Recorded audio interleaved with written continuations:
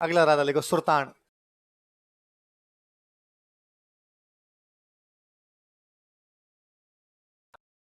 सुल्तान जब सिरोही का राजा बना, उस समय एक बंदा और सिरोही में राजा बनना चाहता है, वो है बीजा देवड़ा। कौन है? तो एक सिरोही में एक बंदा राजा और बनना चाहता है, वो बंदा कौन है? बीजा। तो सुल्तान को लगाया अकेले तो पार पड़ेगी नहीं। उन्हीं दिनों बीकानेर का राजा राय सिंह है, वो जा रहा है गुजरात। कहां पे जा रहा है? तो सुरत और इधर सुल्तान जो था महाराणा प्रताप का सहयोगी था। किसका सहयोगी? राय सिंह किसका सेनापति है? अकबर।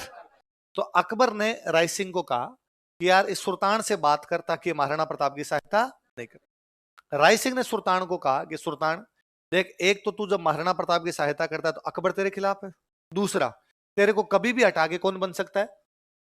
बीजा देवड़ा। कौन बन सकता है?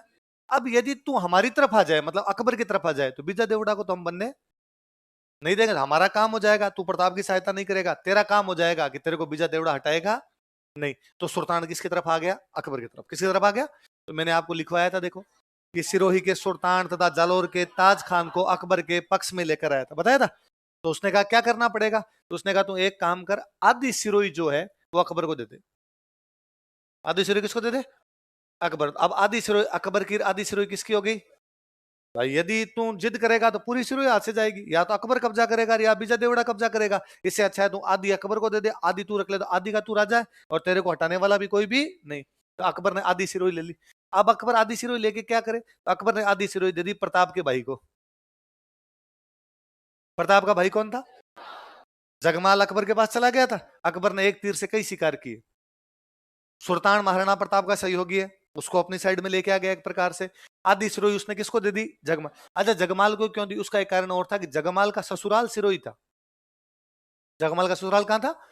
सिरोही था। तो जगमाल की पत्नी बार बार कहती रहती थी कि भाई तुम्हारे बाप ने तुम्हें राज दिया था, लेकिन तुम्हारे मंत्रियों ने हटा दिया। उदय सिंह जी राजा किसको बना गए थे? जगमाल। मेरे बाप वाला ले ले, उधर वाला ले ले तू। तो जगमाल अकबर को कह रहा था कि यार मैं तेरे पास बैठा हूं, मेरे को सिरोही दे दे। तो अकबर ने आधी सिरोही किसको दे दी? किसको दे दी? जगमाल। लाइन चेंज करके लिखो। अब कुल मिला के आदि का राजा सुल्तान और आदि का राजा कौन है? जगमाल। पर सुल्तान महाराणा प्रताप का सहयोग कर रहा है अभी। उसको एक बार लगा था बीजा देवड़ा हटा सकता है, राय सिंह भी ऊपर आके बैठ गया, इसलिए उसने राय सिंह से क्या कर ली थी? संधि। पर थोड़े दिन बाद में उसने कहा प्रैंक है ना, मजाक है अपना। तो अब तो अकबर फिर नाराज है। अकबर नाराज है गया। सुल्तान किसकी सहायता कर रहा है? महाराणा प्रताप। इधर जगमाल अकबर का एकदम खास आदमी है। जगमाल अकबर को कह रहा है कि तू पूरी मेरे को दे दे, किस्सा ही खत्म। सुल्तान राजा ही नहीं रहेगा, पूरी मेरे पास आ जाएगी। जगमाल की वाइफ भी जगमाल को करेगी पूरी ले भाई। आदि क्यों है? पूरा ले, तेरे बाप का राज्य नहीं मिला, मेरा बाप पड़ा तो ले, पूरा ले कम से कम इधर। तो जगमाल ने अकबर के कान खाए कि पूरी दिला, पूरी दिला। तो अकबर ने कहा ठीक है, मैं सेना भेजता हूं, तू सेनापति बन और तुम सुल्तान पर आक्रमण कर दो, पूरी रख लो। तो पापा ही कटे। पूरी तुम्हारे पास आ जाएगी तो तू मेरा सहयोगी है, तो सिरोही की तरफ से प्रताप को सहायता मिलेगी नहीं, सुल्तान का किस्सा भी खत्म हो जाएगा। उसने कहा ठीक है। फिर जगमाल के और सुल्तान के, या यूं कह दो अकबर के और सुल्तान के बीच में युद्ध होता है, दत्तानी का युद्ध। कौन सा होता है? सिरोही में एक जगह पड़ती है, उसका नाम है दत्तानी। क्या नाम है? लिखो, दत्तानी का युद्ध, बैटल ऑफ दत्तानी। अकबर के सेनापति कौन कौन है? जगमाल, राय सिंह, दांती सिंह, कोलीवाड़। कोलीवाड़ा गांव का नाम है, दांती सिंह वहां का आदमी, नाम क्या हो गया? दांती सिंह कोलीवाड़। जगमाल आप जानते हो महाराणा प्रताप का क्या है भाई? लिखो कोष्टक में, जगमाल के कोष्टक में लिखो प्रताप का भाई। जगमाल के कोष्टक में लिखो प्रताप का भाई। लिख लिया? अब एक नाम लिखा हुआ है राय सिंह। आपके दिमाग में आ रहा होगा बीकानेर का राजा राय सिंह ना, ये चंद्रसेन का बेटा है। किसका बेटा है? जोधपुर वाला चंद्रसेन था। आप लिखो, फिर पुनः मैं समझाता हूं। राय सिंह के कोष्टक में लिखो चंद्रसेन का पुत्र, सन ऑफ चंद्रसेन।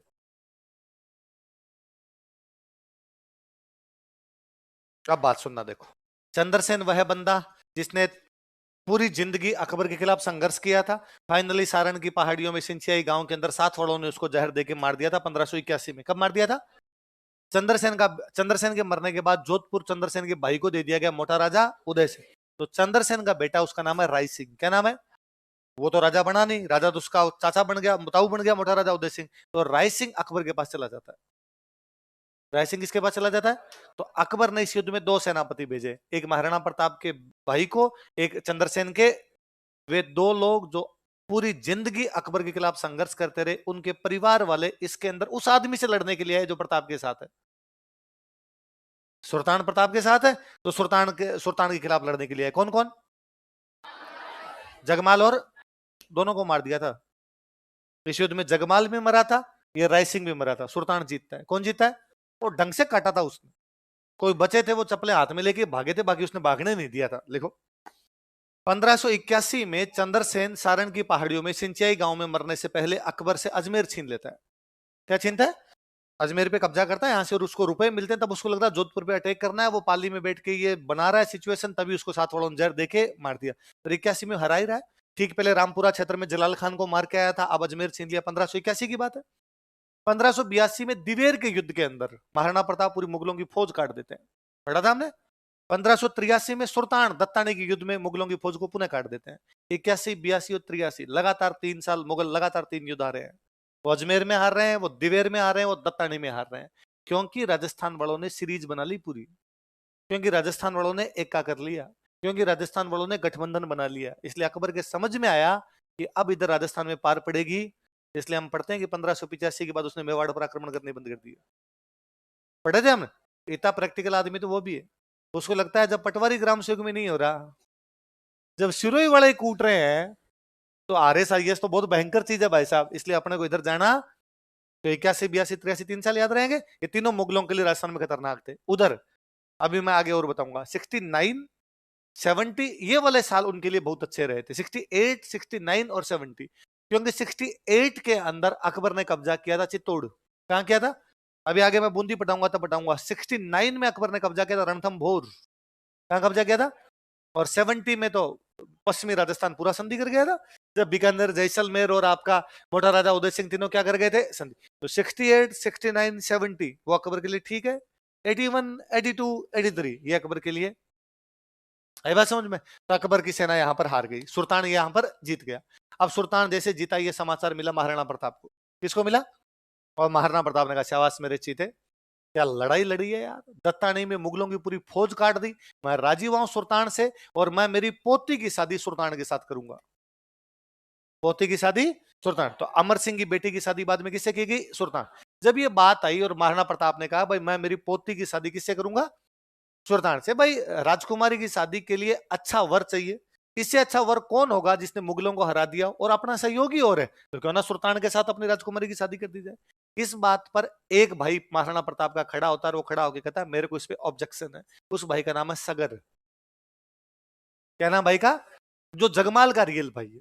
उदय सिंह की कई रानियां थी, उनमें एक रानी के 2 बेटे हैं, जगमाल और सगर। एक रानी का महाराणा प्रताप, एक रानी का शक्ति सिंह है, दूसरी रानी का कोई और रहा होगा, कई रहने।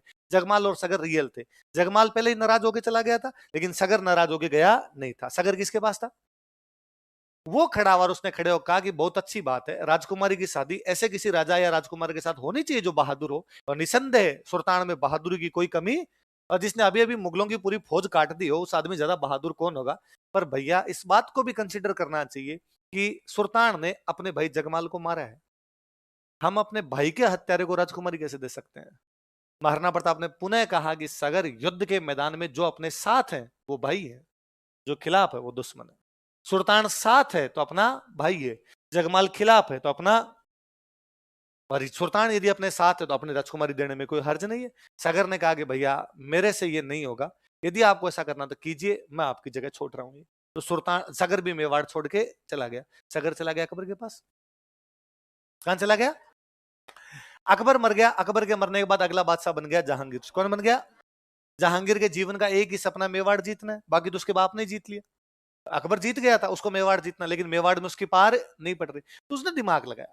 उसने दिमाग लगाया कि यार मेवाड़ में फूट डाल दी जाए, मेवाड़ में 2 राजा बना दिए जाए। तो आधे शक्ति मेवाड़ के एक राजा के पास, आधी शक्ति मेवाड़ के दूसरे राजा के पास। तो अमर सिंह कमजोर, अगर अमर सिंह कमजोर होगा तो हम इसको मार लेंगे। अमर सिंह राजा था उधर। तो उसने सगर को चित्तौड़ का किला दे दिया। कौन सा किला दे दिया? क्योंकि 1568 में चित्तौड़ के तीसरे साके के बाद चित्तौड़ का किला किसके पास चला गया था? मुगलों के पास। मुगलों के पास था तो मुगल बादशाह जहांगीर है, उसने चित्तौड़ का किला किसको दे दिया? सगर। जिसके पास चित्तौड़ का किला मेवाड़ का राणा, तो उसने कहा मेवाड़ का राणा सगर है, और मेवाड़ की राजधानी चित्तौड़ किसके पास होगी? सगर। अब एक प्रकार से मुगलों की तरफ से मेवाड़ का राणा कौन है? सगर। मेवाड़ वाले मेवाड़ का राणा किसको मानते हैं? अमर सिंह। जहांगीर के दिमाग में था कि सगर जब मेवाड़ में जाके राणा बनेगा तो अमर सिंह के खूब सारे लोग टूट के किधर आ जाएंगे? सगर। तो अमर सिंह की शक्ति क्या हो जाएगी? कम। तो अपने अमर सिंह को मार देंगे। लेकिन भाई मेवाड़ का एक बंदा भी सगर के पास नहीं गया। सारे के सारे अभी भी किसके पास थे? अमर। उधर सगर बेचारा अकेला चित्तौड़ के किले में बैठा है। मुगलों की सेना को लेके। सगर को बड़ा बुरा लगता, सगर भी भला आदमी था, और सगर को लगता कि अरे यार, ये किला जो है ये मेरे बाप का है, ये उदय सिंह जी का किला है। ठीक है, किसी कारण से उनको किला छोड़ना पड़ा और अकबर ने यहां पर कब्जा कर लिया। अब ये किला मुगलों के पास है। इस किले पर जो कभी केसरिया ध्वज लहराया करता था वो हटा दिया गया है, अब इस पे मुगलों का झंडा है। नहीं यार, ये नहीं हो सकता। सगर ने एक दिन अमर सिंह को मैसेज किया कि आगे किले पे कब्जा कर ले। तो अमर सिंह ने कौन से किले पे कब्जा कर लिया? पर उसने अमर सिंह को कहा कि देख भतीज, किला तू रख, पर मैं तेरे पास नहीं रहूंगा। मैं तेरे पिताजी से नाराज होके गया था, किला मैं तेरे को दे के जा रहा हूं। वो यहां से मुगलों की सेना जा रही थी अफगानिस्तान की तरफ, अफगानिस्तान चला गया। अब जहांगीर को पता चला कि सगर किला किसको दे गया, तो उसने लगा मरा दिया यार, अपने चारे फूट पड़े तो काका भतीजा एक तरफ हो गए दोनों। उसने एक बड़ी सेना और भेजी, अमर सिंह से किला वापस लिया। अमर सिंह लगा बड़ी सेना ही किले में पार पड़ेगी नहीं, किले के अंदर रहेंगे तो साका जोर जैसा कुछ ना कुछ करना पड़ेगा, इससे अच्छा पहाड़ों में जाके लड़ते हैं ताकि लड़ाई लंबी रहे। तो अमर सिंह किला छोड़ के वापस कहां चला गया? पहाड़ों में। फिर 1615 में अमर सिंह को किला मिला था, तब तक ये किला मिला नहीं। सगर यहां से अफगानिस्तान की तरफ चला गया। सगर थोड़े दिनों बाद वापस जहांगीर के पास जाता है, तो जहांगीर बड़ा नाराज होता है और जहांगीर उसको कहता है भाई मैंने तेरे को किला दिया था, तू अमर सिंह को क्यों दे गया, ये क्या तरीका है?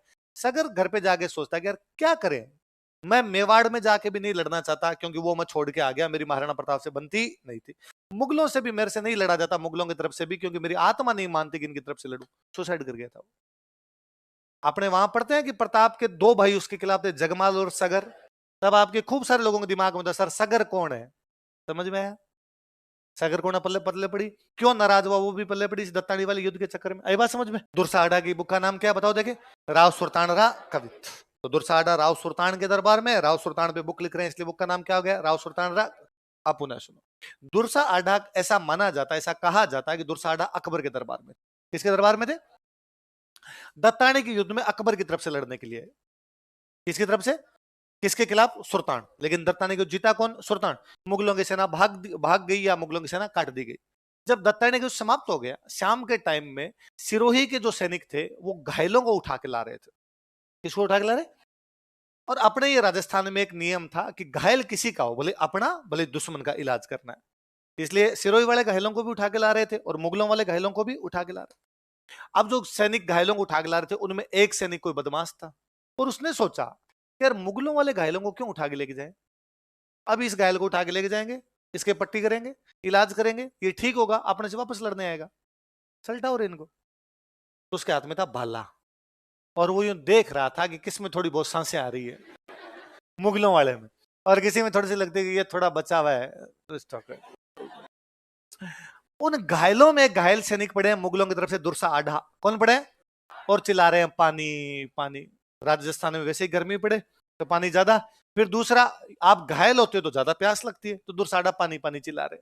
उसने देखा कि एक मुगलों का एक घायल पड़ा जिसमें सांसें यार अभी पानी पानी चिल्ला रहा है, तो उसने उधर देखेगा भाई 5 मिनट रुक, बीच में दो को पानी और पिलाना है, तीसरा पानी तेरे को पिलाऊंगा मैं।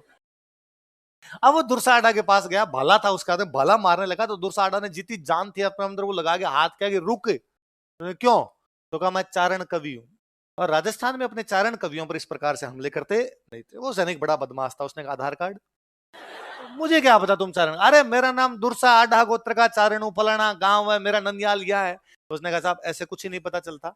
ये इस युद्ध में सिरोही का जो सेनापति था उसका नाम था समर सिंह। क्या नाम था?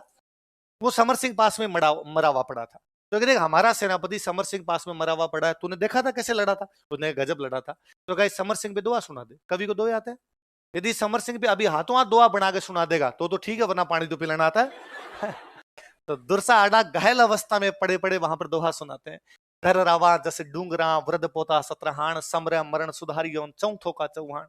समर सिंह ने मरने से पहले इतना बेहतरीन युद्ध किया कि ये पहाड़ियां, ये घाटियां, ये रेत के टीले शताब्दियों शताब्दियों तक, सदियों सदियों तक उसकी वीरता की कहानियां सुनाएंगे। समर सिंह इस युद्ध में इतना बहादुरी से लड़ा था कि उसके वंशज आने वाले समय में बड़े गर्व से अपना सीना तान के सर ऊंचा करके कहेंगे कि हम उस समर सिंह के वंशज जो कौन से युद्ध में लड़ता मारा गया था। उसने कहा शाबाश, खड़े हो जाओ, वेरी गुड, तो ये आते हैं आपको। फिर वो दुर्सा अड्डा को लेके गया सुल्तान के पास, और सुल्तान ने कहा कि ये वो दुर्सा जी है, इनको दोहे आते हैं, कवि हैं, और ये वहां घायलों में पड़े थे, 2-1 मिनट लगती तो मैं पानी पिला देता, पर इन्होंने दोहा सुना दिया इसलिए पानी नहीं पिला पाया, इनका इलाज कराओ भाई साहब। राव सुल्तान दुर्सा अड्डा का इलाज करवाता है, फिर दुर्सा अड्डा राव सुल्तान के दरबार में रह जाते हैं और राव सुल्तान पर बुक लिखते हैं। राजी, आगे लिखो।